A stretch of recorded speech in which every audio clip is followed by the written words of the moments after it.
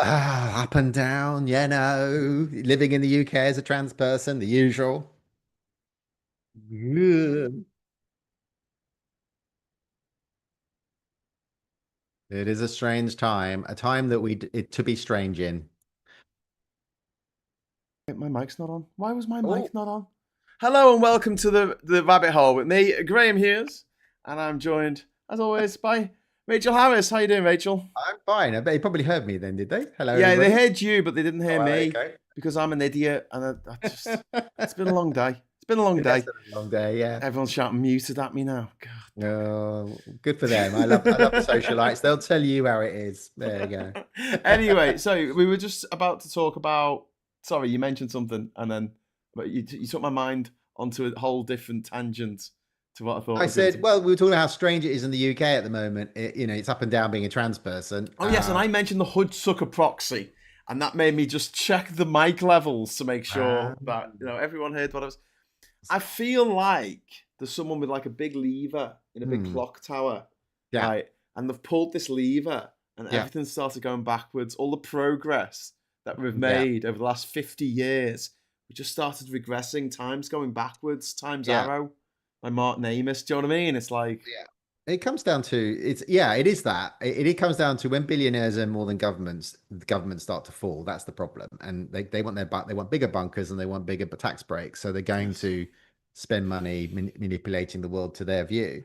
And that was always going to happen. And then, there's a capitalism crashes and we go right round. The needle goes back to the start of the record. We have a war. Then we come out. Everyone loves each other again. There's community. There's a building new economy, rebuilding, and And then there's we inclusion. start obsessing over the war and thinking about it all the time. And But then everybody dies that was in that war, and the kids come out and go, "Don't remember that war," and go, "Let's have another war and do let's it have another all one. over again."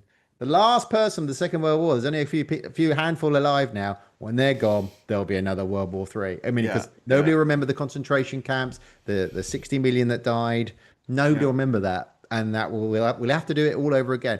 I hope, and also in Star Trek, which is my perfect future, there was a World War Three, and then Cochrane and First Mm, Contact. mm. That has to happen, but we have to go well through World War Three and Hughes' weird nuclear courts and all that stuff.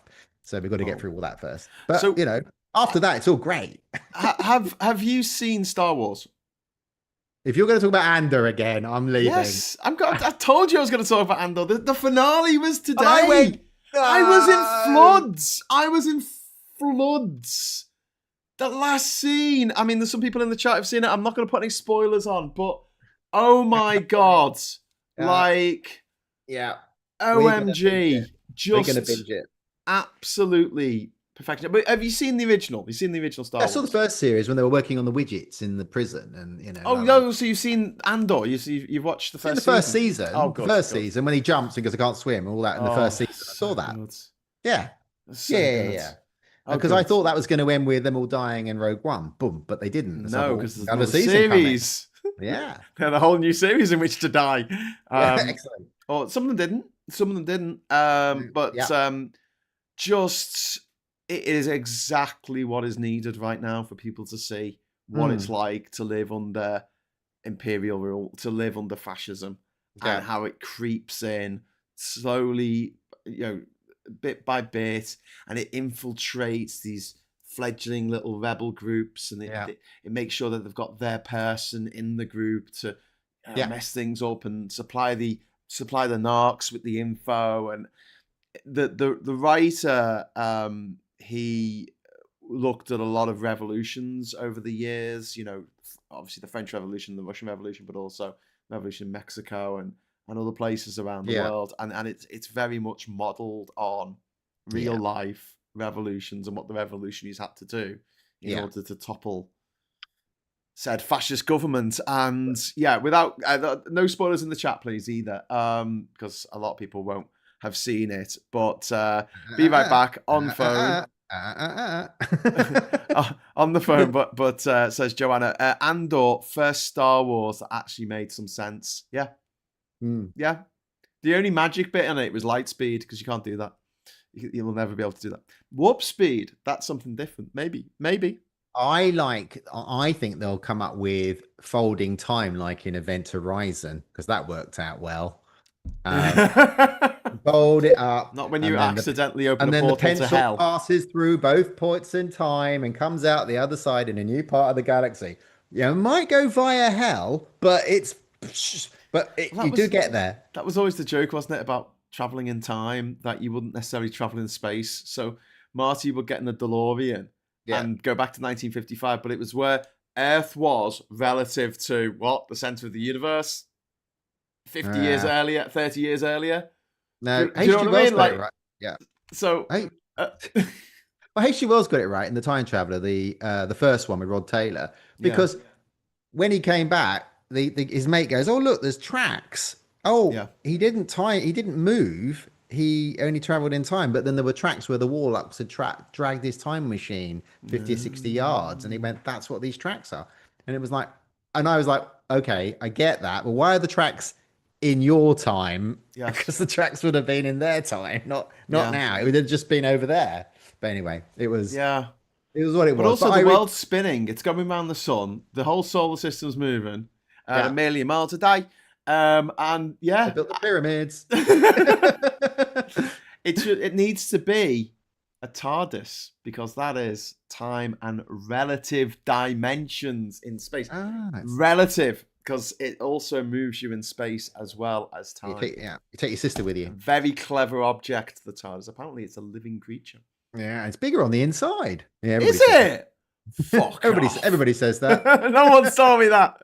But yeah, Yeah. Lucas is saying Mon Mothma's speech in the Senate needs to be played in to the Congress in America. Ooh. Absolutely. The monster is Donald Trump. Yeah. Joanna, I was suggesting you tunnel into a different country and maybe get a better deal, etc. Event Horizon, this is Anne Phillips, was nightmarish in the extreme. Yes, It really was. Yes, it was. But it had really Sam is. Neill in it, if I'm thinking the right one. Yes, it did. Yeah. So it had class at least. Yeah. Don't need eyes in space. I saw that at the cinema. It's like frightening. I still have. 1997 I when can't it watch came that alone, and I can't watch it at night. out. Absolutely terrifying. Yeah. Because it's science fiction. It's like Alien, isn't it? It could Yeah. happen. Whereas I don't believe in Yeah. ghosts, don't believe in goblins. Yeah, and but John, things under the just as bed. a side, John Pertwee is great in that. I'm not getting on that fucking ship. and then he's like he is in Dog Soldiers, right? The werewolf film. He's exactly the same. Sean Pertwee. Sean Pertwee, yeah. Yeah. Sean Pertwee is like he is in Dog Soldiers, which is another good werewolf film, but he's brilliant in Event Horizon. But there's a bit when when you walk into the engine room of Event Horizon, you remember it's all gothic with spikes. Yeah. And the guy goes, "What the fuck is this?" And he goes, Yeah. "Well, this is the engine room of the Event Horizon." And he's like, "Why does it look like this?" Because it's a horror film. Yeah. It can't look all flashy and white with lots of lights. It's got to look like that. Yeah. Yeah, that's the inside of the BDSM TARDIS, isn't it? It really is. Yeah. You're in the wrong TARDIS, mate. Yeah, it really is the BDSM task. It's frightening. It really is. Chris is just like unnecessary spikes for no reason. What? Those spikes are going to come in handy later. Yeah, I know, but like, imagine being the designer of the Event Horizon thing and going, "Oh, I mean, we need more spikes." More spikes. Chris makes a really good point about determinism and the TARDIS takes you where you are needed and not where you want to go. They did the same trick in Quantum Leap. That wasn't really Sam controlling the leaps because if you go back with the intention to do something, then you're messing with the timeline and you create a paradox. So you have to have always done it. And then, that's the Ted and Ted. Is it the Ted? You know, Bill and Ted. Bill and Ted, right? They always, whenever they think, "Oh, we're going to need a key," well, it's behind the settee. I'll go back later and do it, and there it is. That is like a really weird. Well, they did that in a Doctor Who episode, one of the ones with the hotel one. They were on a plane. The plane was going to crash, and they were like, "Oh, I'm going to put this thing later. I'll put that in there." And I thought, that's a cop out. That's a Bill and Ted cop out. Yeah, they did it in the new one, and the new one's the hotel one when she's stuck in the hotel room. Oh, and it was in one of the. Was that the COVID one where they were stuck together for a year? Oh, in the hotel. It was, wasn't it? And they kept a hotel having lunch one together with him and the woman in the Yeah, that's hotel. right. Yeah, And yeah, yeah. I yeah, like that one. there was a bit of I need to go back and do that in that. Yeah, yeah, yeah. Mm, But that wasn't a life and death situation. no, no, true. Whereas, if the Wild Stallions hadn't played the gig, Yeah. and then they made the new Wow. one. Did you see the Bill and Ted Face the I Music? did. It That was wasn't. quite fun, but I It was mean, fun. It was. Yeah. It wasn't awful. I thought I was a bit worried about watching it, but I was yeah. okay. So what Andor has done for me is it's really ruined. No, it hasn't ruined. It has made it so that 7, 8, 9 films, Force Awakens and Yeah. Rise of Skywalker, whatever. It feels very much to me that they really ruin it. They ruin this whole thing now more than they did before. So you wanted to end it at Return of the Jedi, Yeah, then? absolutely. That's it. End of the story arc of Anakin Skywalker. He gets Mm. his redemption at the end. There's the universe is, the galaxy is safe. The Empire is destroyed. There's that fireworks in the sky, dancing Ewoks. What else do you need? Yep. And that's it, And I don't want to know that Han and Leia's marriage fell apart. Of course it did. It was Han and Leia. It was called. No, of course they were going to break up. I mean, what? Yeah. She's a fucking princess and he's a space cowboy. I mean, how is that ever going to work? He married below stairs. Yeah, she did. He literally did. But like, I didn't need to see it, and I didn't need to see Luke fucking up, and I didn't want the Empire. After all that, the Empire comes back, and the Emperor comes back. What was the fucking point? Yeah, with another Death Star. So like, I look at Andor and I think that is. It's like Better Call Saul.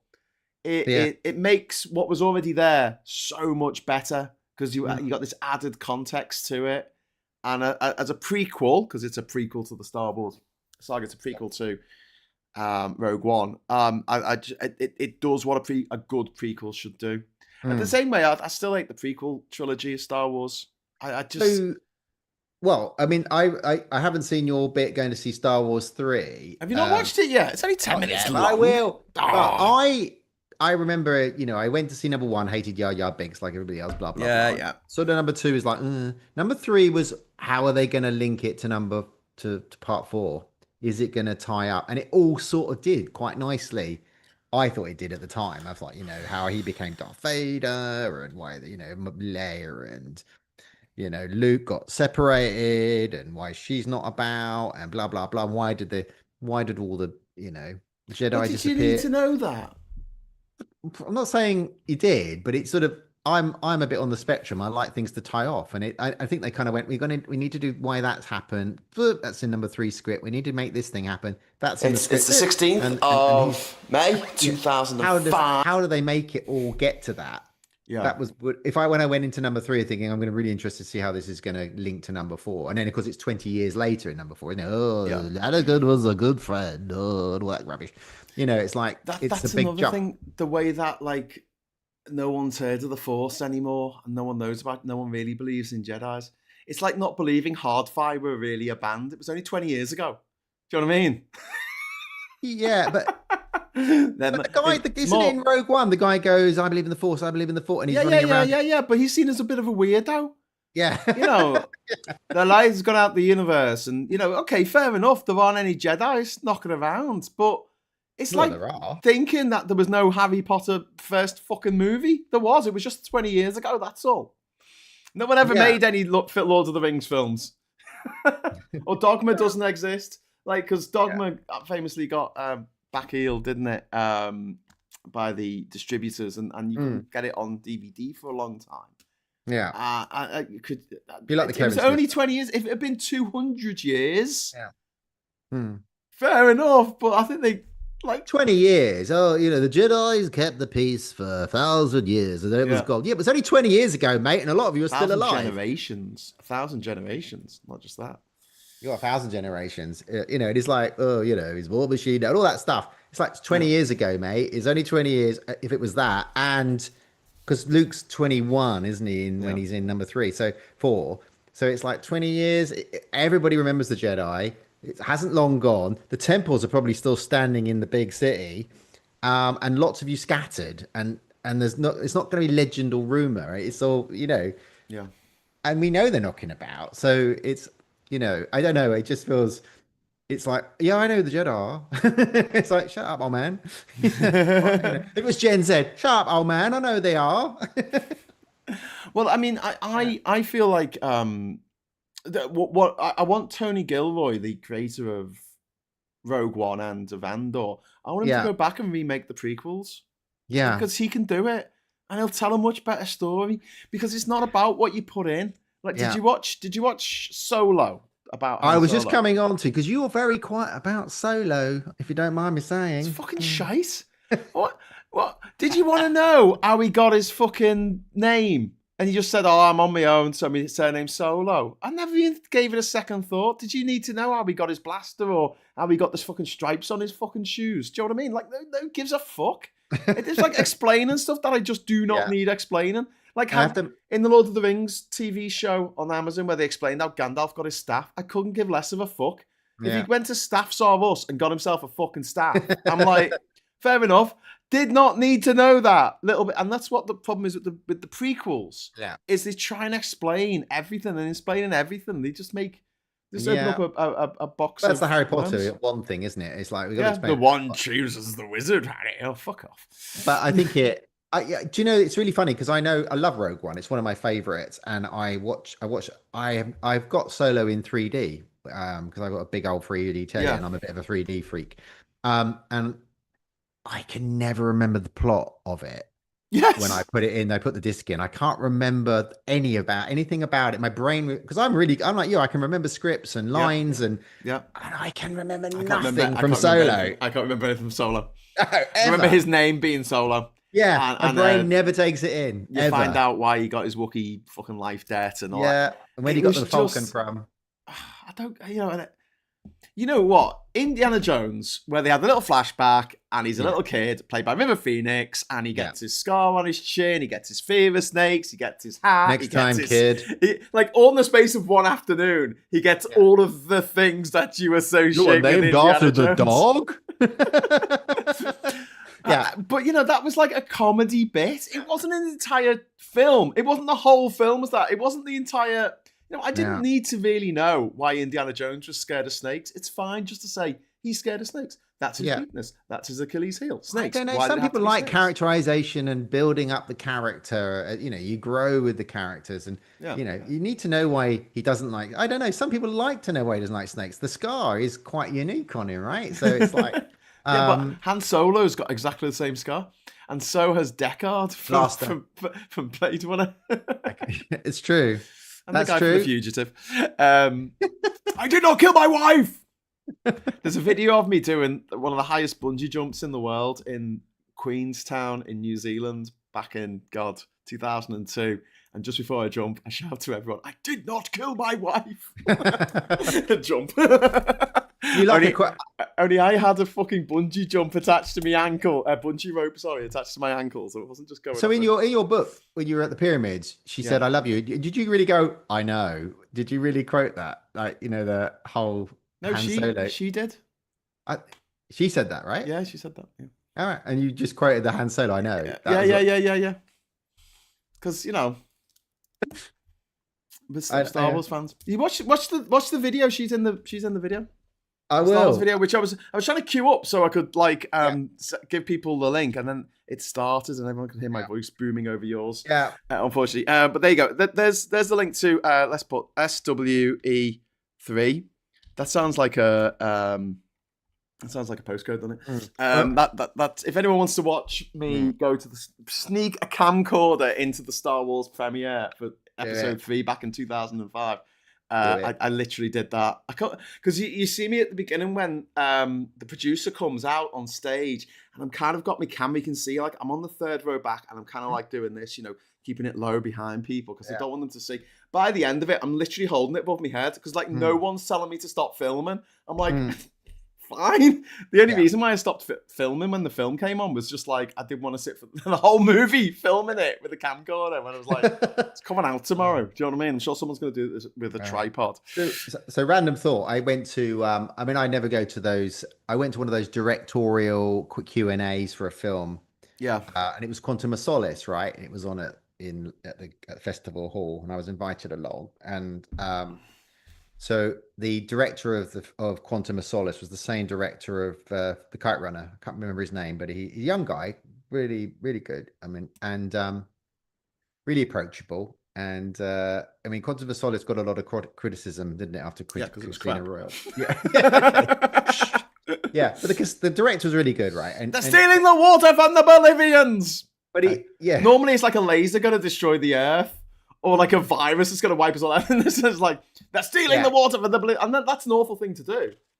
But what I don't know, when he met Broccoli, he kind of said, I mean, he was at the Q&A was interesting. He said, look, I was allowed to do Mark Forster. That's it. He was really good. I mean, he was a nice guy, and he said I was allowed to do whatever I like. They said you could take. So I decided, if you remember, it just continues straight on from Casino Royale with the Aston Martins racing down the tracks and into but somebody said, what was if you could change one thing in the film, what would you change? And I thought, oh, good, will it be script, plot line, characterization. There were a lot of flaws in that film, and he went, I changed the color of her Ford Fiesta. Yeah, that Ford in the town.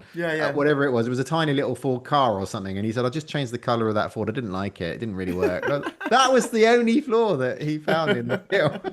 Like, really? There's a few other things in that film. But I've not seen the Kite Runner. I've read the book, but I've not seen the film. You've not seen Quantum of Solace? No, Kite Runner. Oh, Kite Runner. It's good. The book is excellent. Khalid Hosseini. I've read the book. I've read the book. The book. And the one. Did you read the one after it? 1,000. Yeah, 1,000. No, 1,000 Splendid Suns. No. Yeah, that's excellent. I think my mum's read that. Hi, Mum. That is. Oh, that. Honestly, I'm a very emotionless person because I'm a Time Lord. But I cried my eyes out at that second book. Yeah, I've honestly I cried at the end of the 10th episode of Andor, and I cried at the end. Like, the end is it's up there with one of the best endings of a TV show of all time. Up there with probably Breaking Bad, Better Call Saul. Yeah, I mean Sopranos in a way, because Sopranos got at least people arguing about it. Yeah. But talk about sticking the landing and having something at the end. Yeah, which is kind of a twist. It's not that big a twist, but like, please don't say what it is in the comments. But it is just the perfect ending for that particular TV show. Absolutely stuck the landing. Well fucking done, Tom Gilroy. Yeah, Tony Gilroy. Sorry, get your name right, Tony Gilroy. I mean, my I have this tough, outwardly loud, persona, but my wife knows I'm a big old mush, and I cry a lot. So Spock dying in Star Trek, big boohoo. Schindler's List, the ring scene. This ring could have saved 6 lives. Blah blah blah. Yes, you will. That scene in Schindler's List at the end by the car with the ring. I always go. And that that film's it's £7. With the guy was an I Am Legend. Blah, blah, blah, blah, blah. Will Smith. The film where he's giving all his body parts away to people. What? What? £7? No. I think it's £7. I've seen 11 ounces or 21 ounces. Is with Benicio del Toro? No. The plot is I mean, it's the bit where he's donating loads of body parts to Jesus Christ, loads of other people, and you find out why when as the scene. And I saw it with my best friend a few years ago, and I lost control. I was so upset. Then I watched it with my wife about a month ago, and I said, I think this is a good film. It's quite emotional. She went at the end. She was crying her eyes out. We were both sobbing. It's just the ending is so emotional, and I love films that do that. Right? £7. Is it £7? Yeah, it is £7. Have you not seen it? No, I've never even heard of it. Oh my god! Honestly, you want a good boo-hoo, mate? I've seen. Sorry, it was 21 grams. Not 21 grams. I said there's another film with Benicio del Toro in, right, and Sean Penn called 21 grams. Well, maybe that's why I'm mixing up. Okay, well, give that a go, and you'll go, oh my god, Rach, I cried my eyes out. If you don't cry at the end of that, that's it. No soul. What's your vote for the saddest film of all time? Oh god, I was really upset when the Enterprise blew up in Star Trek 3. No, I'm joking. Saddest film? I don't know. I have to think about that. What's yours? Grave of the Fireflies.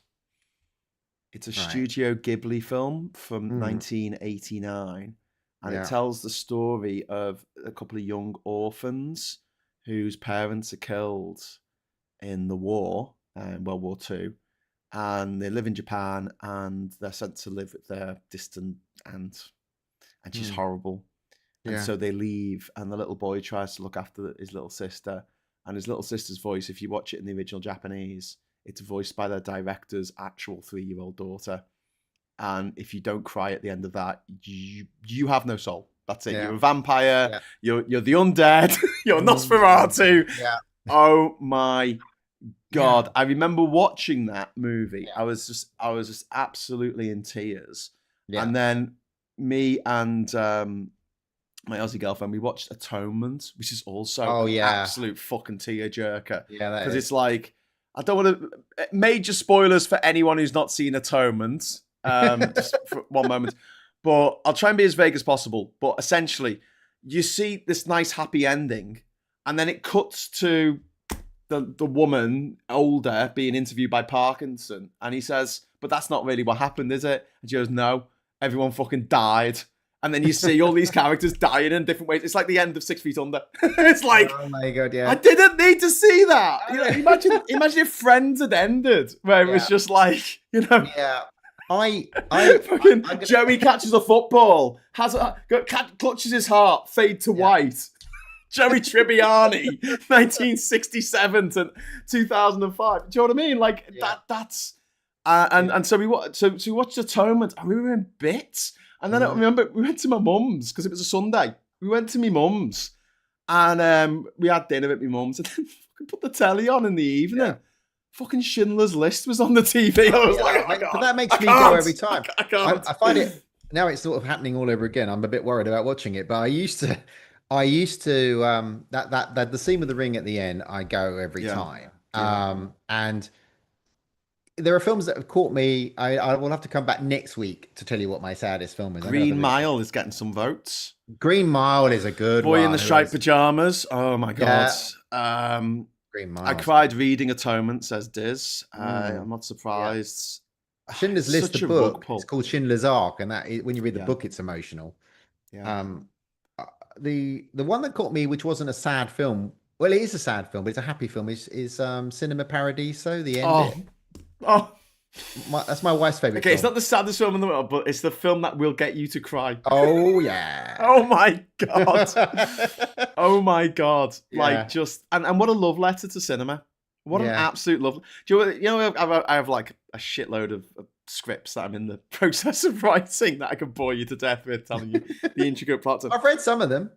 I really want to write a video game that is a love letter to video games in the same way that Cinema Paradiso is a love letter to cinema. Yeah. That's what I'd like to do and have that same emotional punch Yeah. for those of us who grew up in the video game era, going from, you know, ponging around the screen to Defender. So Pac-Man and Jet Set Willy and all the way through to what we've got now, you know, Grand Theft Auto. Is Pac-Man your first one? Not Space Invaders 2 or Space Invaders the first one, or even the tennis? Do you know what the first tennis. games I remember playing The tennis. are Nintendo Game and Watch, Mario Cement Factory, Donkey Kong. I've still got Donkey Kong actually. I had a Spectrum as well. I used to play You Sable. know the little they flipped open Yeah. Game and Watch. Oh, yeah. I think there was about you're so 88 of sweet. them. Some people Is collect there- them all. Still so Spitball sweet. Sparky. Spitball Sparky. Oh, it's going back a while. Oh my What God. else? Apple. There was Fire. Was the first one. You were two guys with like a stretcher, and you had to run, and you had to catch people falling out the buildings. Yeah. I think. Oh, yeah. Donkey Kong I- Jr. I started with me with the tennis in the pubs. Boop, Oh. boop. Oh, that was. And you had to turn a dial, didn't you? Turn the dial, yeah, and then it was Space Find Invaders Radio 1. Luxembourg.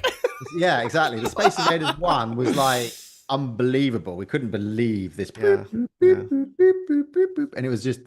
Then it was Defender. Then it Yeah, was yeah. Asteroids, and then you're into all the other stuff, Marble Mania, and all those Ooh. other games. Acro And Dave. Oh, sorry, go on. Sorry. No, and then the first Star Wars game, the vector graphic Star Wars that you Yeah. sat down. They used to have that in Fab Cafe, and it's famous for being the first computer game to use synthesized voices because it said use the force. Here's the force. Use And the I've got force, a. Luke. You can emulate that. If you download an emulator, that you can Yeah, download that arcade version. It's exactly the same. You play it yeah, on your home computer. It's really good. yeah. And you can play Chase HQ and Marble Mania and all those games of the sort of early 90s are Mm. Yeah, arcade games. yeah. Were all there. I mean, they're all on the Spectrum and on the BBC Micro and stuff, but they weren't as good. We're But all they on the spectrum, Rachel. were On on the this BBC. channel. Well, if you're a BBC Micro user back of the day, then the best game was a game called Elite, but Oh, I it remember was Elise. it's cracking. We'd keep the Blue Danube stuck in my head for weeks afterwards. It Yeah, was a trading game, wasn't it? With yeah, the you flew around, holographic. and yeah, there was a good Star Trek game on the first Apple One, but it was all a bit asterisky, but it was Did you ever actually play quite. Starglider? Fucking love Starglider. That was a Yeah, wireframe game, I played. like Elite.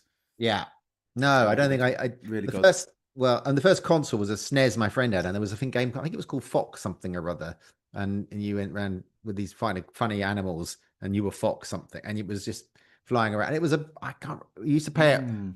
We go out clubbing, get shit faced. Next morning at 9 o'clock in the morning, I'm getting ready for a bacon sandwich at the local cafe. We don't get up and play on this guy's SNES, and it was this sort of weird game called The Fox something or other. the first game I can remember just about on my brother's ZX80, or I had maybe one of an those. 81, I had an 81. was Jetpack. I want to say Jetpack. You had to put the rocket together. You went around on your jetpack Oh, and put the I rocket. don't remember that. I And had there was Monster Maze. also yes, no. Monster Oh Maze. God, was it come? There was something like Monster Maze where it was a top down and you were walking from room to room and there'll be Yeah. like a grid on the floor and you stand on the grid and you'll fall through the grid and I think that's the adventure game.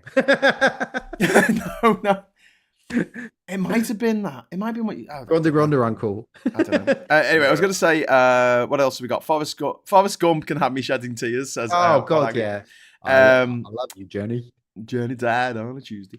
The soundtrack to Arrival is very moving on its own. Yeah. So Macro Dave. Is Arrival the one with the aliens and Yeah. she has to translate for them? Yeah, the circles. The circles. Oh God, no. That did make me cry at the end because she knew what was going to happen. I can't give it away because we don't want to be too spoilery. I can't remember the ending, to tell you the truth, so I'm all good. It's asking the question. This will give it away. So, like, if you don't want, Hands up. if you haven't seen Arrival, you don't want it to be ruined for you. But Yeah. basically, it's asking the question: if you know, if you can see the future and you know that your kid's going to die, do you still have the kid? That was the question at the end of Oh, wow. Arrival, and she goes, "Yeah, because I'd rather have that time, knowing that it's going to be taken from me." Wow. Because the aliens could see, they communicated in 4 dimensions, didn't they? The circle rating. Heartbreaking. Absolutely Is. heartbreaking. Yeah. What do you think of Travelers then? Because that came out at exactly the same time. When they wake I up didn't on the see ship that. going to. You not see it? No. Do you mean Passengers? I think we're talking about Passengers. that. Yeah, isn't it great that you go out with somebody that's got a brain like this? This is I meant to talk about films with you, and I can't remember the name of any film. Or Yeah, but any it's all right because I'm really good at putting connections together. Hey, Like, yeah. there's that guy in that thing with the hat, and I'm like, It's oh a yeah, little quiz. got It's it. it's like a quiz for you about talking Yeah. to me, isn't it? Yeah. No, but we talked about Passengers because we said like, cause I thought Yeah. that it should have ended, not with them necessarily getting there. Because Yes. if you're going to do solid science fiction, and it was pretty we could talk. solid to the, Yeah. I think at the end it should have been. Close your ears again if you haven't seen it. I think it should have been. Is it Jennifer Lawrence is the Yeah. woman in it? I think that Jennifer Lawrence should have been left on her own because the guy makes a sacrifice to keep her To alive, save her. to save Yeah. her, Yeah. and she then is getting lonely, and she thinks about waking somebody Breaking else somebody up, else up. Nice. and then it ends. Yeah. And you just don't know. You know why? Yeah. Why do you have to know? It's like the end of, what's it called? Dream. Inception. It's like the end Yeah. of Inception. You don't need to know if he's in a dream. It doesn't matter. Yeah. Anyway, it's something to argue about in the pub afterwards, which I always like It is. in a film. But what really stands out to me from about Andor is exactly what you just said about Solo. It is the opposite of Solo. Yeah. Because Andor, the first season stayed with me. I couldn't Yeah, stop me thinking too. about it. And the second Yep. season, even more so. Even more so. It has absolutely stayed with me. Yeah. like Black Mirror episodes do. You know, Yeah. Well, they you all do. Everybody can name all the Black Mirrors. yeah, because there's just so well. I mean, there's a Almost. couple where they kind of fell through the cracks. And like, I was going through because the new ones came out last month, and I was Yeah. going through the old ones. And I was like, what the fuck happened in that one? But then you know, there's one called Hang the DJ, and I was like, Hang the fucking DJ, what was that? And it was the one with the couple in the couples retreat, and they were behind a wall, and they had to hook up with different couples for like 6 months to see if the relationship worked. And then they Yeah. realized I did, and then they climbed out together, and then it was a dating app. It was a dating app all along, and they were just in. They were just fictional people inside a fictional dating app. But yeah, That's the great plot of episode. couple, But I just forgot the name. that's the couple. That's the plot of Couples Retreat. Yeah. Film. Joanna says Solo was shit. It really fucking it was. But this is the thing. Like, does it make? See, I still think they can make great stuff. They've made Andor. It doesn't matter that the Acolyte was shite. Like, look at if you. You didn't like, yeah. It was just shot really badly. It was really the script was shite, and I hated the way it was shot. Every frame of Andor, they've thought about it. They've thought about what's appearing in the scene and how it's set out, and the dynamics between the characters, which is expressed through where they're standing and the blocking and the angle that they're being shot, and just that attention to detail really makes me happy. And then compared to Acolyte, it just looked like it was filmed on a soundstage. You just Obi-Wan Kenobi, did you? Oh, I fucking hated it. With Flea from the Red Hot Chili Peppers chasing baby fucking Princess Leia through a forest. What? You needed to see that.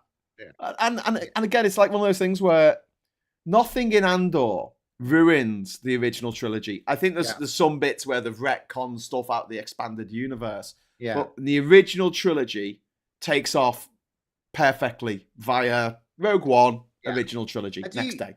So interesting question for you. I mean, obviously they have a lot of cartoon bits that, because if you go on to Disney, you can watch Star Wars in order. Yeah. And Clone Wars is a cartoon, right? And then there's the reject thing. There's the rejects or whatever that's called. And so some of it's cartoon. Do you watch any of the cartoons and link that timeline? No, I used to. I mean, I watched the Clone Wars film when it came out at the cinema.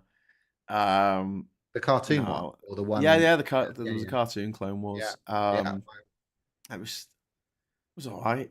I can't even fucking remember what happened. It was just they had the mission. They went and did the mission. Whoop-de-doo. There was no emotional impact, and I think the difference is with Andor, and this is why I thought Solo was shit. There was no emotional impact in Solo. No, and I'm watching it, and all the way through, I'm going, people are just doing stuff that makes no sense whatsoever. Yeah, it's obviously been put together by a committee, and then at the end, spoilers, sorry, Darth Maul fucking turns up, and I was just like, fuck off. I was so glad I never saw it at the cinema. I was like throwing the remote control at the television, like, just fuck off. No, he's dead. He's fucking dead. And the one thing I liked about Andor is that all the people in Andor, they never appeared in Star Wars for a reason, and no one's gonna bring them back. Thank fuck.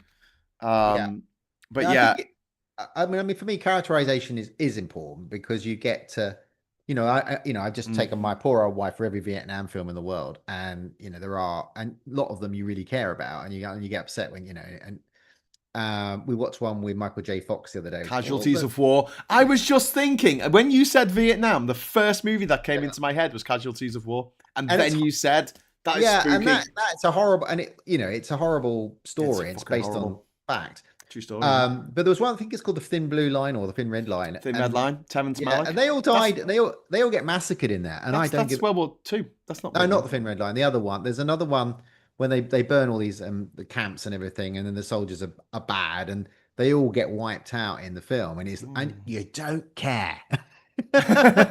Because you don't like them. Full Metal Jacket, all those guys, Joker and all that stuff you kind of like. You like all the guys in Platoon, Hamburger Hill, all those films for Second World War and all the other stuff. All those films you kind of, even Ralph Seawalt's, I got a bad feeling about this hill, I ain't going up, Sarge, and all that stuff. Great characterizations, you care about it. But I think I can't remember what I think it's And Thin Red Line. But I think that's so important when it people make is. movies, that you connect Gotta with the care. characters and you have to care about them. It's why, and you might think this is blasphemy, but I didn't fucking like Inglorious Bastards. The only person that I liked in that film was the fucking Nazi, because he was Then, charismatic and interesting. Everyone then, else was a pile of shit. yeah, And to introduce all these different characters, the bastards, and they just have a freeze frame and say the name yeah. of him, I'm going to the get my Nazi killer, Nazi scouts. you know, He didn't like whatever. any of them. And you don't know anything about them. You don't care. You don't really get the interaction that you needed. And I had more Yeah, empathy for Mr. Orange and Mr. White at the end of Reservoir yeah, Dogs, yeah, who had less screen fucking time, but you connected with them. You had the yeah. scene at the beginning with the, let me tell you what Like a Virgin's all about. You got to know the characters. Okay. And in Inglourious Bastards, I think the biggest mistake was you didn't get to know them. You got Maybe to know him. you got to know the Nazi, Yeah, played by Christopher Waltz. yeah. Okay, fair enough, right? Maybe call it Christopher Waltz is a Nazi or something and make him the main character. Yeah. But he wasn't really the main character. He was the main villain. He was the antagonist. He wasn't really the protagonist. And so Yeah. it didn't work. And the absolute worst film for not having any kind of emotional connection to its characters is Star Wars Episode 1. And I will die on this hill. I don't give a fuck about anyone in that movie. If Jar Jar Binks halfway through had stepped on a fucking landmine instead of a pile of shit, I would have just gone, all right. Would you have been, oh no, not Jar Jar? I would have been like, I don't give a fuck. You didn't like it when, what's his name, gets the lightsaber right through him. Qui-Gon Jinn, I didn't give a Liam fuck. I Neeson. didn't know. He just came on and read some lines. Yeah. It's like someone that just came to the front of your school and just read out some things and then dies, and you're like, what happened? I don't know.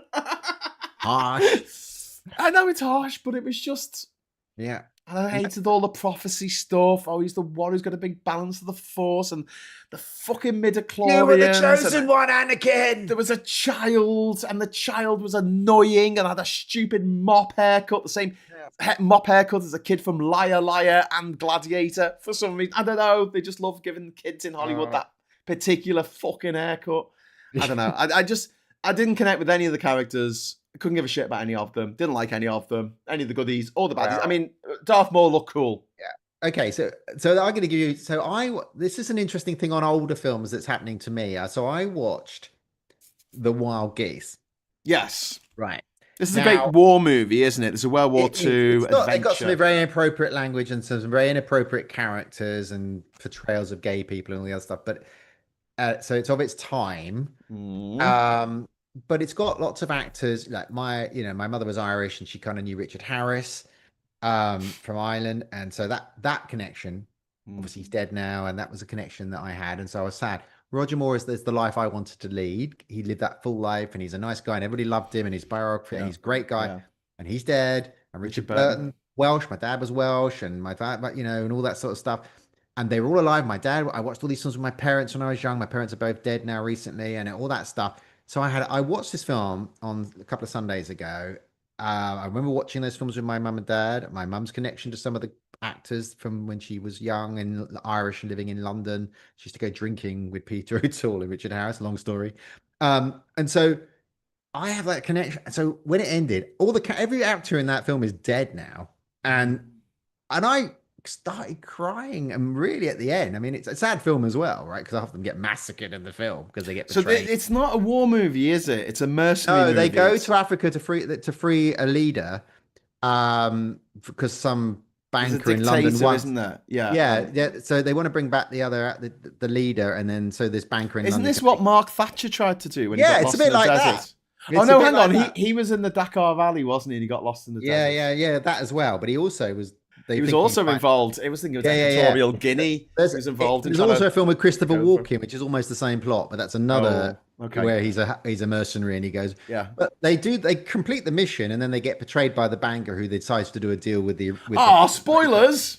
Yeah, well, it's not really going to spoil. And then it's what they do to survive. And they all get, there's 60 men, 4 officers, and 1 NCO, and they all most of them get massacred trying to get out. More spoilers. Yeah. But there was Wild Geese too in 1985. Who's going to watch The Wild Geese now? But it's a great film. But the I was really upset at the end because of the characters, connection to my family, that I'd watched it with a kid, with my dad, all that stuff had such an emotional. My wife came in, what's the matter with you? It's a Well, war film. It's a, I, like, I've got a question for you. Wild Geese 2, which has an amazing 19% on Rotten Tomatoes. It features Laurence Olivier and Patrick Stewart playing a Russian general. I want to no. watch it now. I want to I watch it. haven't, I don't think, I might have seen it a long time ago. I don't even remember the plot of that. Yeah, yeah. I'm like, yeah. Chris is asking, didn't Jake Lloyd pass away at a young age? No, he's still with us. But he got so much grief on the internet. I feel sorry for the lad, to be honest with you. It was, he went into it thinking it was the role of a lifetime. I think he'd only been in like Jingle All the Way before that, Yeah. and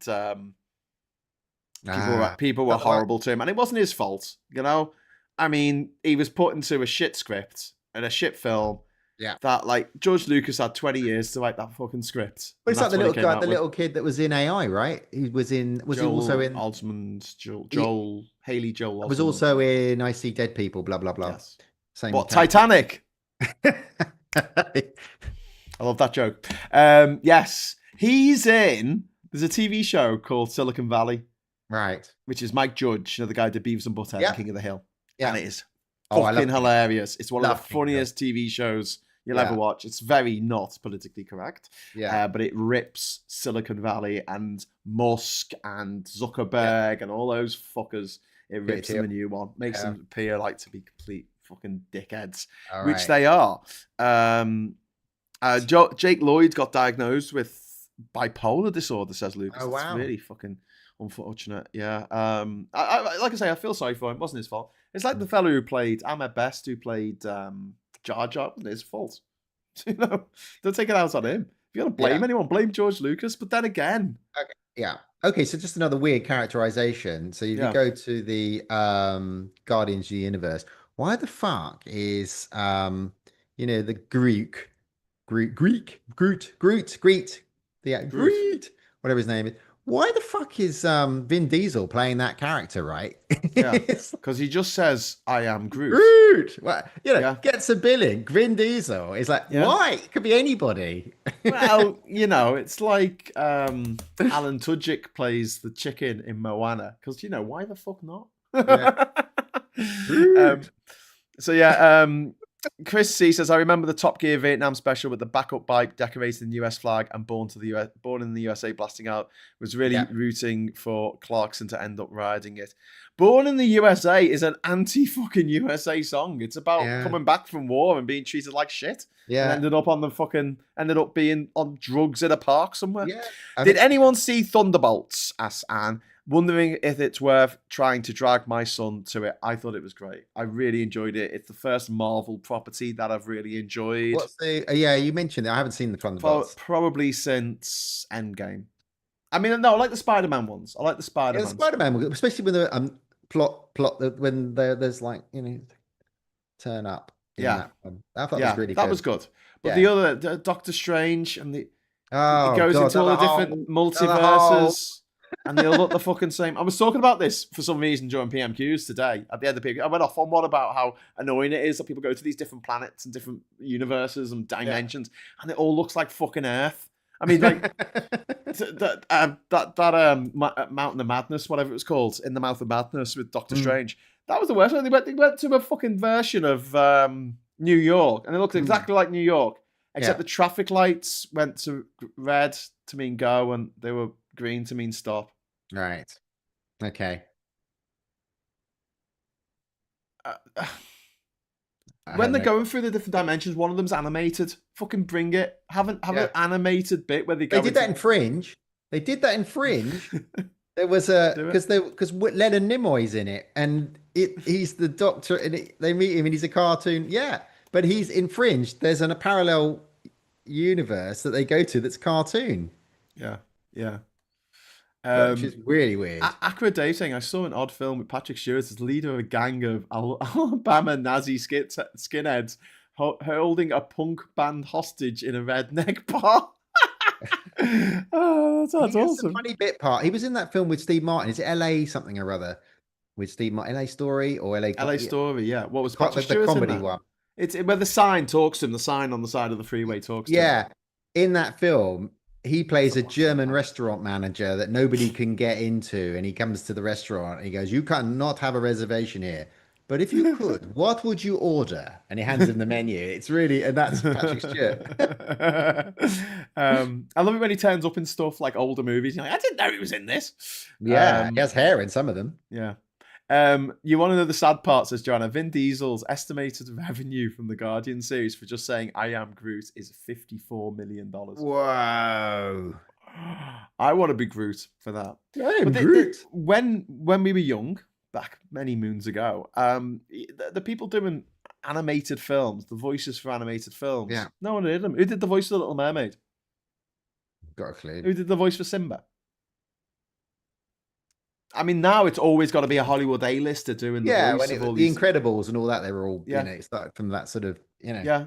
Well, I think it was Aladdin. I think it was right. Robin Williams who made the Yeah. genie part his own.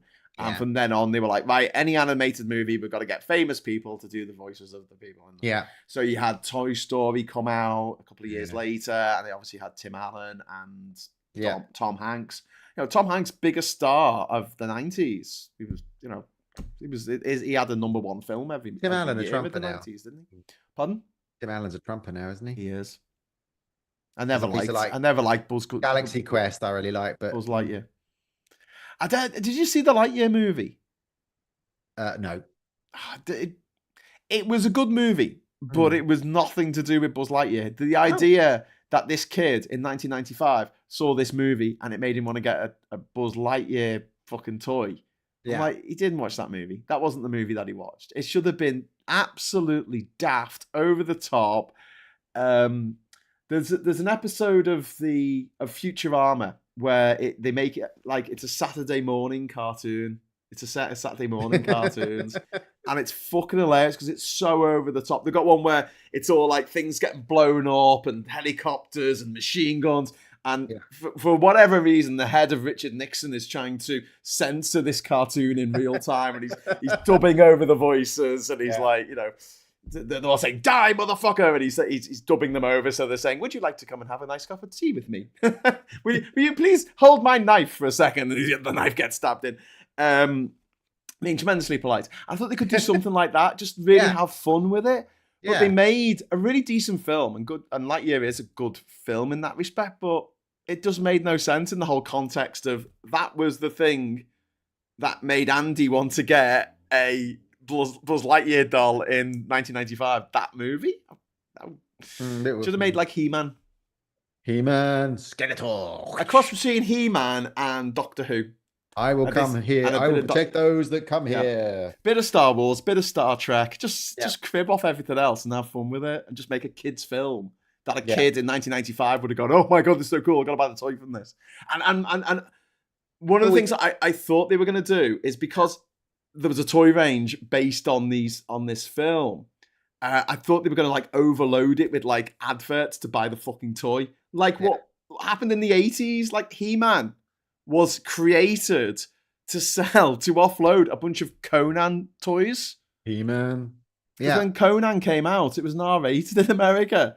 And they made all these fucking toys because they thought it was going to be like Star Wars and everyone was going to have a kind of toy. So Mattel had made all these, muscly fucking Conan the Barbarian toys. And they were like, oh shit. Yeah. We're going to have to give him a blonde wig and call him Adam. It's funny though, because I remember the Star Wars Part 4 was the first film I ever noticed that there was a lot of merchandising for, because all my friends had the Millennium Falcon, and I couldn't afford any of this stuff as a kid, but they all had the Millennium Falcon and the dolls and and the Starfighter X-Wing and all that. They had all that stuff. But the first film where it was really commercialized, your lunchbox and your pencil case and all that stuff was that. I mean, before that it was all shit. I remember the $6 Million Man doll and all that rubbish, and it was all shit. And then Stretch Armstrong. Sorry, Stretch Armstrong. Oh god, yeah. Oh yeah. But the challenge was you were just going to break the Action Man. And Eagle Eyes with his rubber grip, with his Kung Fu grip. Was it Kung Fu grip and Eagle Eyes? But the Steve Austin, the $6 Million Man, he had a button and his hand would go and because he was one bionic arm, Yeah. Guess which hand that was going to be useful for. And then he had one bionic eye that you could look through the back of his head, which was magnified, and that was it. And that was basically the Steve Austin Oh, doll. cool. And Oscar, but they even made Oscar Goldman, who was his boss, and he Yeah. had an exploding suitcase, which you opened it one way and it opened normally, and if you didn't turn the handle, it would explode. And And that that was a was the shit we had in the 70s. that was a toy for kids. Well, I seem to remember the Obi-Wan Kenobi I had was holding a lightsaber, and it had like a Right. little thing in its arm, and you pushed that, and the lightsaber slid out of his arm, so it looked like he was holding a lightsaber. Okay. And there was famously a run of a very, very short run. I think they only put it out to test market of Boba Fett, and the rocket pack Oh on its yeah. back actually took off, and they were worried that kids would obviously take their eyes out with this projectile, that they would Yeah. go, oh, this fun, press a button, bang, I've lost my eye. So it never, I don't think it ever got released, so it's one of the most valuable Star Wars But toys. you young kids, when I were young, you had these darts you could push into a gun with rubber suckers on, right? Yeah, And yeah. they could launch your head. But we were obviously, 1973. So you take the rubber sucker off Yeah. the end of then it hurts a lot. Yep. Howard the Duck, Chris Cecil about Howard the Duck saying how scary it was. Yeah, it was fucking terrifying when that thing comes through the portal and hapless Tim Robbins is there going, hey, I'm hapless Tim Robbins. I mean, what a fucked up film. That was one of the first Marvel films, wasn't it? Because it was Marvel property, Howard the Duck. That's why he appears in the new Marvel and in like Guardians of the Galaxies and stuff as a little Easter egg. But yeah, that if it wasn't for Howard the Duck, George Lucas wouldn't have had to sell the bit of Industrial Light and Magic that worked on computer animation. So if it wasn't for Howard the Duck, we may never have had Pixar. Oh my goodness. Or Photoshop. Oh wow. Fun fact. I mean, there's still a graphics program for doing stuff, but it wouldn't have been called that. He sold the Pixar or the Pixar computer. It was named after the computer. Yeah. He sold it to Steve Jobs, I think, 1985. After Howard the Duck and Return to Oz were massive flops, which he produced. Oh yeah. Which is also fucking terrifying as well. He was just like, I'm bored of making these stories about Jedis and things. I'm just gonna scare the shit out of children forever. The Black Cauldron, the Disney film, the Black Hole, the Disney film, where everyone's dead on the fucking ship. What the hell?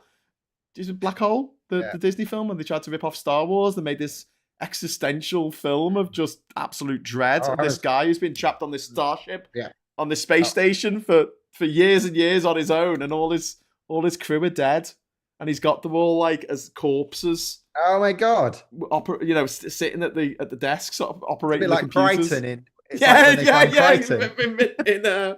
when they find Crichton, he's still serving them breakfast. It's like as the android version of Norman Bates. Oh my god! So actually, a gory film I saw. Again, you can't get it anymore on DVD, and it's not streaming anywhere. It was a film called Millennium, and it had Chris Christopherson in it. Oh.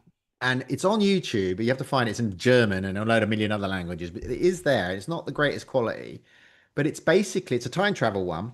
Okay. And he works for the NTSB and investigates air crashes, and he's listening to the cockpit recorder, and he hears the co-pilot, the captain goes, "Get back there! They've been hit by another aircraft." He says, "Get back there!"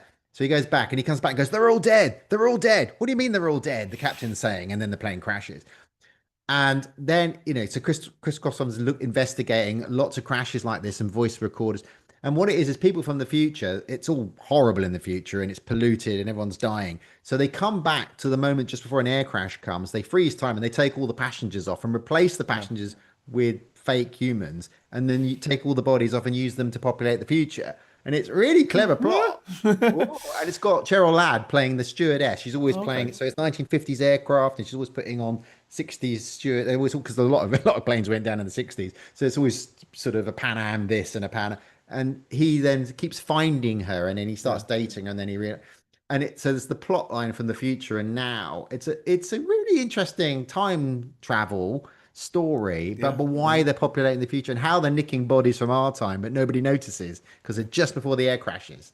It's really good. It's called Millennium. Anyway, you can find it on YouTube. It's worth a watch, I think. Not to be mistaken for the Chris Carter Millennium series with Lance Henriksen. No, but I know. Yeah, It was kind of like an X-Files spin-off. yeah, Not quite. The Black Cauldron, that really takes me back. Right? I remember watching a stupid amount of that, stupid amount of times as a kid. That and Treasure Planet and Atlantis, the few Disney films I still rate. Yeah, Treasure yeah. Planet was just mad. Well, it was when they made like the Emperor's New Groove and stuff, and Lilo and Stitch. They just went mad. They just went, oh, just make what you like, lads. I don't give a fuck. Just I don't care anymore. And they came up with these mad films like Treasure Planet. I think the guy who made it had been wanting to make Treasure Island set in space all his life, and finally got a chance to do it.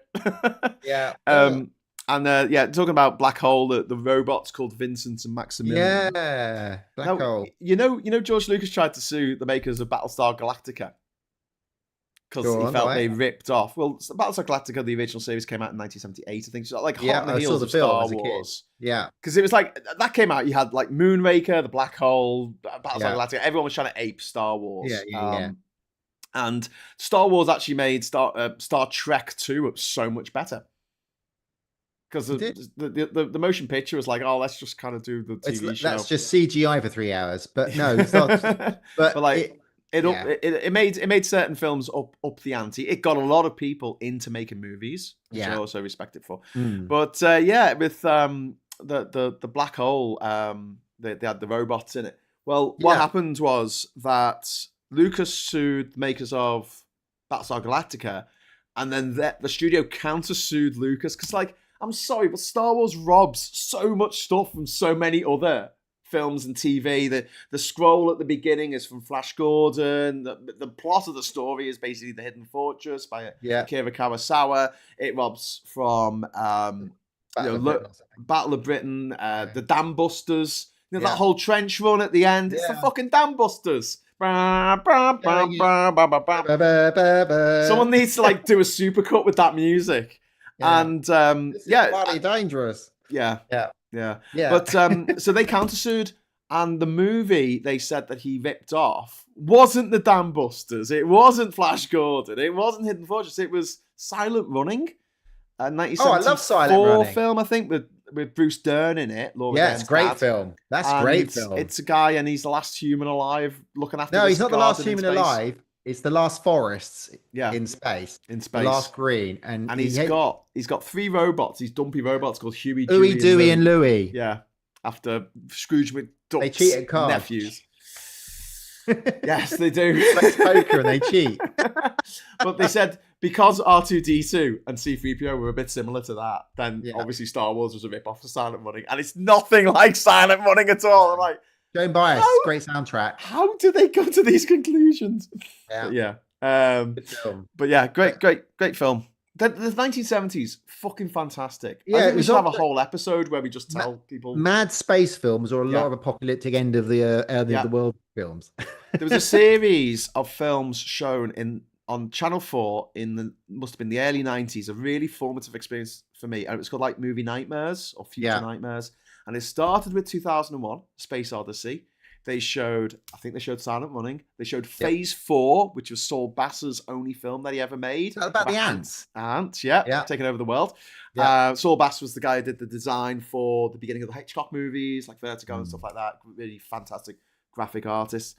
And he did one film called Phase 4. Soylent Green. Soylent Green is people. Sorry, spoilers. That's coming. I think. Look, this is a long time ago, so I've recorded a lot of them on VHS. The Amiga Man, and also Soylent Green. What's the one where they see the sun for the first time? Logan's Run. Logan's Run, yeah. Logan's Run has Jenny Agutter in her prime, and also Basil Exposition from Austin Powers. You don't worry about that, Austin. You just have a jolly good time. They come out. They've been living underground the whole life. Peter Ustinov. Yes, and they come out, and they see the sun for the first time, and she says to him, "What is it?" And he goes, "I don't know, but it's warm."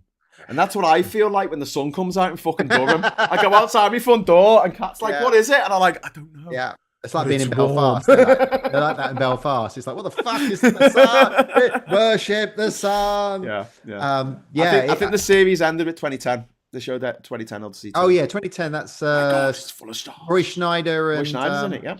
yeah, and Dave woman Bowman. in Kia. no, the Fuck, what's her woman name? is Long Good Friday woman. Helen Mirren. Helen No, Mirren. yeah, Yeah, yeah. You know who's in 2001, and you watch it, you're like, fucking hell. Leonard Rossiter. Leonard Rossiter is in 2001: A Space Odyssey. He turns up as like a Russian hello, scientist. CJ. Fucking Reggie Perrin, Great, brilliant. smashing, great, But yeah, smashing. it was such a great series on Channel 4. It was all these like 1970s apocalyptic. I'm guessing Mad Max might have been on there as well. Yeah, And what I like about Mad Max, the originals, is not Mel Gibson for obvious reasons, but I like the fact that in the first one, it's kind of like the oil's running out. yeah, And that's the right. He's second still a one, policeman. we think of it as post-apocalyptic, but the second one's not post-apocalyptic. The oil has run out, Yeah, and everyone's gone mad. And the third one is post-apocalyptic. That's the one where the nuclear bombs have actually gone off. yeah. But I like the pacing of that because a lot of But also all the Planet of the Apes films were apocalyptic in the 70s with Charlton Heston. There's been a nuclear war, the world's wiped out, and it's all like. And then, as I said to you last time, Damnation Alley, By Dawn's first early light, all nuclear war films they've all happened, and it's what people are doing after that. The military guy, and they're all because the 70s was just full of that stuff, and it was like as a young kid, it was like, oh, maybe I'm gonna die. And so you were sort of torn between optimistic future of space, which was kind of dark anyway. When the Wind Blows. And then, when the wind, and then you've got all these nuclear war films right up to about 1986. We all just Red thought, Dawn. Do you remember Red Dawn? yeah. But But as a kid, Patrick Swayze in it, Red Dawn. They were like school that's kids right. fighting back against the Ruskies. Yeah. Graham and Rachel, did you ever see Akira on Channel 4 back in the day? Well, I saw Akira I used to have the Japanese version on videotape. I think I did. Yeah. Fucking fantastic film. It's Japanese anime, and it's really what started the whole anime movement in the West. Anime's been around in Japan for years and years, but it really kickstarted it in the West. And we got Ghost in the Shell, we got Yurosaki Dojo, the Legends of the Overfiend. Fucking a lot. I think I did we had all the Chinese. We had the Water Margin and Monkey when I was a kid. yeah. Which was more the Chinese stuff. The Akira was a fucking fantastic film. And best seen in its original Japanese. Like most things, don't watch the dub version, it's crap. Because in English, it takes about half an hour to say what you can say in 10 seconds in Spanish. I was going to say Spanish, but in the 90s, there were 3 Japanese. films that came out. There was sort of, Crouching Tiger, Hidden Dragon. There was The House of Flying Daggers, and there was another one. I can't remember the third, but there was 3 in a row. Pardon? Hero? Yeah, I think it might have been Hero. Yeah, That's the one where he has to kill the Emperor, and he keeps getting a bit closer to kill the Emperor. Yeah, so those 3 films all succession. I think it was called Hero. And I went to the cinema to see all 3 of those, and I was like, wow. Crouching Tiger, Hidden Dragon was fucking amazing film. Amazing film. Absolutely staggering. That's Ang Lee, isn't it? That's a cry film. Oh, yeah. I'd rather say your prayers. No, I'd rather walk beside you as a ghost than go to heaven without you. Yeah. I'm gonna start crying. Yeah. Well, The English Patient's a bit of a boohoo as well. But anyway, it's all those films around that time. But yeah. You got to cry, be scared, or laugh. They're your 3 emotions in your film, really. Yeah, true. Well, Anthony Minghella, who directed The English Patient, and he also directed Talented Mr. Ripley, he passed away quite young. His mate Dominic, we're in the I'm in the Movement Forward group. Yes. His brother Dominic is in the Movement Forward group, and I'll give you. I'll try and clue you in, right? Because you imagine, right? So you got Anthony Minghella, who directed the English Patient, and his brother created a beloved British TV show, like a comedy drama TV show. Can you guess what it was? This is so far from the English Patient. It's brilliant. A comedy drama. What era? It's set in modern day. It's about a person who has a fear of blood, who has to deal with a lot of blood. Doc Martin. Doc Martin, correct. He's the creator of Doc Martin. Dominic Minghella.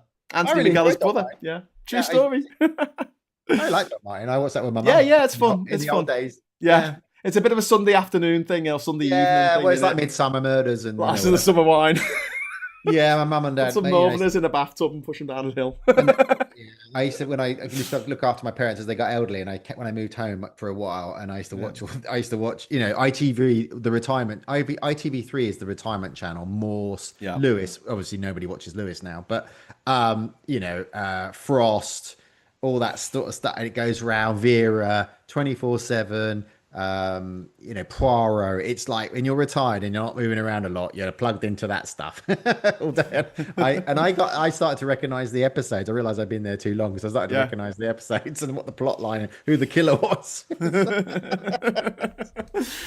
got Oh dear. Aquo Dave in the chat to say they could do a remake of Forbidden Planet with aliens discovering a wrecked Earth where humans were the Krell and the Yeah, internet, social media was the machine that made us kill each other. That could happen.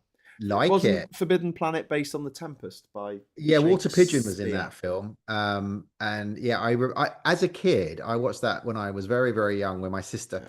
and I was very scared because the monster is obviously, as you know, created by our minds, and it's like coming through their all their electric shields. But for the time, and when that was made, Yeah. my God, my goodness, that was it stood up quite well. And Leslie I, as a Nielsen was kid, in the original Forbidden Planet, wasn't he? Yeah, and Leslie Nielsen's in it. When he was a serious actor. Yeah, when he was a serious 'Cause actor. up till Airplane, he was a serious actor, and they were like, And what just other play it film has he straight. been in? Come on, what other film When he was a serious actor? Yeah, I don't know. I've got him. I've got him. I don't know. Captain of the Poseidon in the Poseidon Adventure. Oh yes, he was. Him. Do you know, for many years I'd seen that Beyond the Poseidon Adventure with Michael Terry Caine. Savalas and Michael Caine. I Yeah. had never seen the original, and it wasn't until literally years later that I got around to seeing the original. Oh, the original's so much better. I mean, Gene Hackman is great in that, and Roddy McDowall. And the woman who has the swimming certificate. Yeah. What's her name? She's Shelley. But Roddy McDowall's in it. Yeah. And Slim Pickens. He's the guy with Tex, who pretends to be the billionaire, but he's not really. He's the wine waiter. Slim Pickens and Red Buttons. They're real actors. You got to make up a name because someone else got your name, and the acquisition Lee will Van say Cleef. you've got to make up a different name. Lee Van Cleef. Yeah, that's the best. Yeah. Can't. Whoa, Colin. We need Colin. We're going to have to call you something else. Lee Van Cleef. Right. Yeah. Okay. Yeah. Shirley Winters. Yes. Yeah. That's Akira Davis saying Forbidden Planet directly inspired Star Trek, which is fair enough. I think. One Angry Pagan saying the best soundtrack is from the original Highlander film, Queen. Oh gosh. But that's Queen. You know, fucking Highlander 2, The Quickening, right? That absolutely ruined the original. The Shield Corporation. It just made the original Highlander shite because they had this prequel bit to it. They were aliens all of a sudden, and then they had to. It was, but it wasn't just shite on its own. It ruined the other stuff. But isn't Highlander 2 when he builds the shield to protect the Earth from the sun, and then the world is all scummy? I can't remember. It's just Highlander 2 is the one where he builds the Shield Corporation, and they become all corrupt. And then he breaks the shield down, and the world is recovered, and the ozone layer's back, and it's all fine. But he has to reveal it as Highlander. He gets his powers back. He used to do a film quiz, and Pete said Ernest Borgnine. I think he was in the Poseidon Beyond. No, he was in the Poseidon Adventure, wasn't he? He was in the original. He was. Yeah. We used to do a quiz in Liverpool, Fact Cinema, once a month, a really, really hard film quiz. I always remember one of the teams once was called The Importance of Being Ernest Borgnine. Well, he's also, he's in Airwolf, sits in the back behind Stringfellow Hawk. Loved it. Airwolf, and not to be confused with Blue Thunder. And he was also in Back to Ice Station Zebra last week. Oh, there you go. Connections. Yeah. Joanna says, could be worse. Just remember Lawnmower Man and where that went. Well, Lawnmower Man was based on a book of a short story by Stephen King, wasn't it? Yeah. And Stephen King is fucking fantastic with coming up with stories where he can never, ever land. He can never stick the landing. Like, he just goes, and then someone pulled the lever and all the vampires went away. And I'm like, no, that's not how that should have ended. Yeah, it's really funny that some of these films that don't, like Michael Crichton films are never grade A films, but all the Michael Crichton books get made into films like Congo and and Westworld. Rising Sun, and they're all right, but they're never big films. Jurassic Actually, Park. they did Jurassic Disclosure. Park. Are you? Oh, Jurassic Park. Yeah, Come the other on. books. No. The other Come on, Jurassic Rachel. Park, but all the other books, right? Yeah. But do you ever read any of the Clive Cussler books? Clive Cussler. Yeah. No, I didn't. Dirt Pit. They made one film with Matthew McConaughey. Didn't really do really well. But the books, I mean, he's written loads with loads of co-authors and he double authored and he write. But his early first sort of 10, 15 books were all nautical. Raise the Titanic was another one of his. Didn't really do very well because they found the Titanic just before the film was released. So that didn't really work. And and they did the one with Matthew McConaughey and it didn't really do very well. And it's just a shame because the Michael Crichton stuff has all done quite well, and and all the guy, the books Op Centers guy and the guy that wrote Pelican. What's it called? Jurassic Park is just a remake of Westworld, but with dinosaurs instead of robot cowboys. Well, Lou Grade said, "Well, to raise the Titanic, it would have been cheaper to lower the ocean." Which I thought cost him so much money. And it was wrong as well because a few years after they brought the movie out, they found it and it was in two pieces. Two pieces. Yeah. They're like, oh shit. Yeah, it was a bit. I've got Raise the Titanic on Blu-ray. I like the film. Wow. It's a bit. There's a bit of a middle. I mean, Richard Dalton plays Dirt Pit. Yeah. And there's a bit when they're looking for it with the subs. And it just goes on for about. It's a bit like the bit when they're flying Star Trek the motion picture when they're going inside Vega, and it's like fucking hell, just get there. It's like 30 minutes of CGI and blur, and somebody with one of those funny telescope things with all the colors, and it's like just get to it. There's a bit in the middle of Raise the Titanic where the subs are looking for it, and it goes on and on and on and on and on. You just find it. There was a great little reference to Star Trek 5. The Final Frontier this week, where someone posted a picture of Captain Kirk. Yeah, was it you? Yeah. Rachel posted a picture of Captain Kirk, and the caption was, "Why does a library need a jet plane?" Why does it need a 747? Yeah, it was great. And it's the scene of Star Trek 5 was, why does a god need a starship? Oh my god! Caption. It was great. Somebody on Blue Sky, I think, somebody sent it to me. So I just read it because that's the only good bit in that movie. Yeah. It's so. Yeah, that 5 is a low point. But the fishing, and then they go and find God, but it's not really God. Yeah, and then they come back, and then they're fishing again. Isn't the guy who plays God? Isn't it? The Star Trek curse. The odd films are bad, and the even films are good. You can't beat the curse of Star Trek. Isn't it David Warner, the guy who played evil in the Time Bandits? Terry Gilliam's also in Titanic film that he made on his own. Yeah. And he's in David Warner. He's brilliant. And he's also 5 lights. There are 4 lights. There are 4 lights. He was in Star Trek quite a lot, wasn't he? He was. Yeah. In and out. So David Warner, he's good actor. He's quite scary as a Kardashian. As a Corellian. No, Kardashian. No, what are they called? Kardashian, yeah. Like Kim Kardashian. I don't know if it's spelled the same. No, it's not. I don't think so. Oh, there's bloody Armenians coming over here. Give it all that. Anne Phillips says, my ex was determined to build a nuclear shelter in the garden of our first house. Fortunately, he never got around to it. And more fortunately, he didn't need to. Well, yeah. I think I told you this story before, but I remember as a kid digging a fucking hole in the back garden as a fallout shelter with my brother. And as I'm digging, I'm like, so is this going to protect us against the bomb? And he's like, yeah, because this will protect us for a 1 megaton bomb being blown up in Liverpool city centre. And I said, oh, what's the average megaton of a bomb these days? He's like, oh, like 20 or something. I just put the spade down and walked off. I used to live next door to a bunker, to a Royal Observer Corps bunker, where they'll count the bombs and radio it into a sense. In the 80s and 70s, and I thought, well, if there's a nuclear war, I'm going to be across that field with a pair of wire cutters, and I'm going to be in there before they are, and lock it. And I thought, oh, I'll live in there anyway. So I got a tour of one of those not that long ago, and it's one room and there's a little side cupboard with a chemical loo and a phone to the central to report, and you had a little filtering, and really they were only allowed. Basically it gave them a week survival, bit of food, chemical loo, and then they died. Yeah. So that was their job, really. So actually, everyone went, oh, all the Royal Reserve Corps bunkers all over the United Kingdom. But it's 2, one big room, 1 little room, and you basically were going to last a week, and then you were out. Then you were done. Yeah. Really depressing knowing that.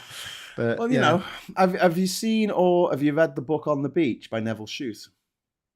I think I have a long time There's ago. a film of it. But I read the book and oh my God. Is this one about the submarine? Yeah. Yeah. Oh God. Oh my God. That is the saddest film I've ever seen. Yeah, it's fucked. It's That absolutely is fucked. fucked up. Oh, the end is like, Yeah. oh God. They take the pills, don't they? Yeah. I mean, the submarine sails off. They're going back to America, but Yeah. it's just, Yeah. oh God, that is the saddest film Everybody ever. dies. Sorry. Everybody. But it sort of thinks it isn't because Australia's thriving and everybody's, hey, we're all fine. And it's like, and Yeah. then it's like, ah, fuck, this isn't going to work out, is it?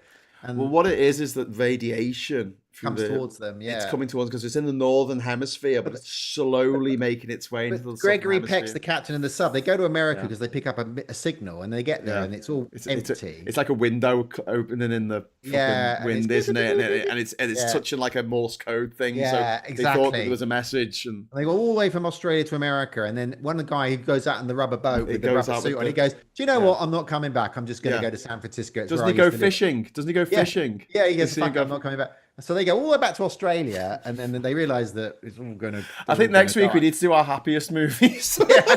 We desperately do. Need to It's do a just like happy movie. depressing the living shit out of everyone. That actually is the film that left me.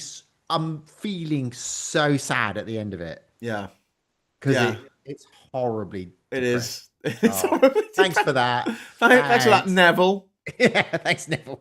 That's a fucking. That's a, oh my God. Really good book though. Yeah. Joanna saying I was quite bad in the 90s. I can name every Next Generation episode in Wow. order for some reason. Now I can't remember most of the names. Well, No. apart from Least Lesson, probably one of the best episodes. Lesson. Which one was that? I don't think I can name them. My favorite episode is the one where there's this guy, he wants to live forever, so he downloads his memories and stuff Yeah. into data. Oh, And yeah. he gives this speech at this guy's funeral, and he's like, "To know him was to love him, and to I love remember him was to know him." I still like the two-parter, the Borg one, where they kidnap Riker, and it's the two-parter thing. I always really like that. It's almost a film. Mercutius Borg, was that the one Yeah, where? I really like that one. I mean, there are loads of great episodes, but I really always like the two-parter one. I always thought that was really good. Joanna's recommending Predestination as a time travel film. Is that the one with, what's his name? Ethan Hawke? Yes, that's a good film. I know that one. Yeah, if it's the Ethan Hawke film, that's a good one. I mean, I do like the time. I told you that Timeless, which is on 2 seasons on Amazon, which is quite good. Yeah. It's a time travel one where some villains nick the time machine, but they have a backup, so they have to go through time, stopping and changing time. Yeah. And that's quite good. Have you seen? Sorry, before we go on to that, Tommy Lee Cadden is saying, since you mentioned Fallout in the game series, the US annexes Canada, makes it the 51st state, and the Sino-American War leads to nuclear Armageddon, and it begins with putting tariffs on China. Whoops. Whoopsie. What could go wrong? Someone's got a pair of crystal balls. And Chrissy felt sorry for the private as my dad was his staff sergeant. Gave him a proper chewing for dragging it up such a late hour. And that's random, half a conversation. I mean, I don't know what the original bit of that was. The one I once encouraged number 2 son to listen to a couple of Ink Spots tracks because I thought he liked them. Turned out he already knew them from Fallout. Fair enough. Fallout, the TV series, was great. Yeah. I really, really enjoyed it. I thought it was really Yeah. funny. And that's something I want to say about Andor as well. It's laugh out loud funny. There's some bits where I just and one of the baddies gets their comeuppance. I won't say who or when, but when I saw what happened to them, I just went, ha! I was just absolutely made up that that was their comeuppance. I'm like, fucking perfect. Have some, because I have this raging sense of justice, Rachel, and it's not being that desire to see bad people, to see bad things happen to bad people. It doesn't seem to be happening in real life. No. You know, the bad people seem to be getting away with all kinds of shit. So that's why I kind of retreat into fiction where things might be okay. Yeah. I think it will be okay. It's just taking a while. We'll get there. We'll get there. Right, should we wrap up, because I'm sure we've got we're half an hour over. food to eat, and we've got half an hour over. I've got fish and chips tonight, so I'm looking forward to it. Ooh, I haven't even started cooking dinner yet, so I'm probably not going to eat till about half eight. Klingons, fucking spell check, says Akro. There's Klingons on the starboard bow. Starboard bow. Starboard bow. It's like Jim, but not as we know it. Shoot to kill. We come in peace. We come in peace. Anyway, you might want to play those games, says Tommy. The problem is, my friend Tommy, if I start playing a video game, I never stop. Yeah, I started on Wolfenstein. I never stopped. The original.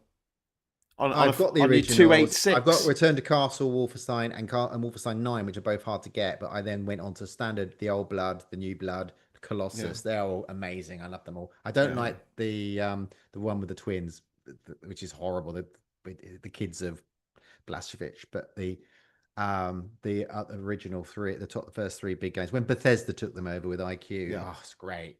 They're great. They've got me into gaming, and I now can't stop gaming. I game everything. Anything that's shooting Nazis, I'm there. Joanna says, are you talking about a certain headset followed by a certain explosion, giving nothing away? No. Different one. I was just like, fuck yeah. Anyway, I'm going to let everyone go and watch Andor. If you haven't watched it yet, please go and watch it. I'm going to go and have something to eat, and then I'm going to watch Rogue One. Yeah, I'm going to go watch Dark Matter, which is a great sci-fi series. Ooh. Recommendations? Well, Graham and Rachel? Well, Expanse, you need to watch, Graham, and Dark Matter is kind of good as well. But it's older, but it's good. Brilliant. Okay. Well, I will leave it at that. And until next time, I'll say thank you so much for watching. And I'll be back at 9 o'clock in the morning for that show that I do in the morning. Morning Brew. Morning Brew. Give us a like on the way out. You know you want to. And until next time, I'll say hello, good evening, welcome, and goodbye. Goodbye.